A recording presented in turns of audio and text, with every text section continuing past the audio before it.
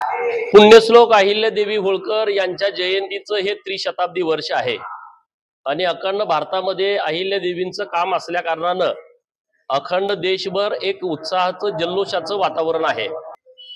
आम्ही अहिल्या भक्त असल्या कारणानं अहिल्यादेवींनी या देशातल्या अनेक लोकांच्या जीवनामध्ये प्रकाशमान त्यांचं जीवन करण्याचं काम केलेलं आहे।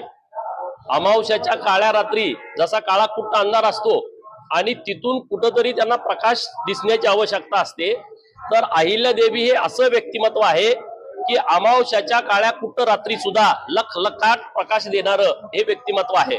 आणि म्हणून त्या भावनेतून दीपोत्सव करण्याचा निर्णय अहिल्या भक्तांनी घेतलाय। आज विधान परिषदेचे सभापती माननीय प्राध्यापक राम शिंदे सर यांच्या मातोश्रींच्या हस्ते या दीपोत्सवाचं उद्घाटन झालेलं आहे। आज उद्या हा दीपोत्सव इथं होणार आहे। 3 लाख दिव्यांचा दीपोत्सव, कारण त्रिशताब्दी वर्ष आहे त्यामुळे 3 लाख दिव्यांचा दीपोत्सव आहे। उद्या अहिल्यादेवींच्या या जन्मभूमीमध्ये एक महायज्ञाचं आयोजन केलेलं आहे।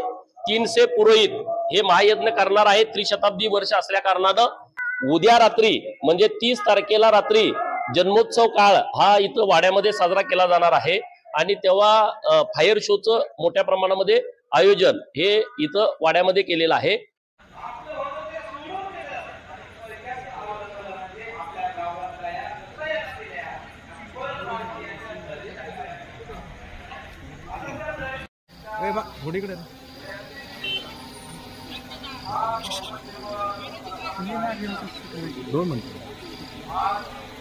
ओके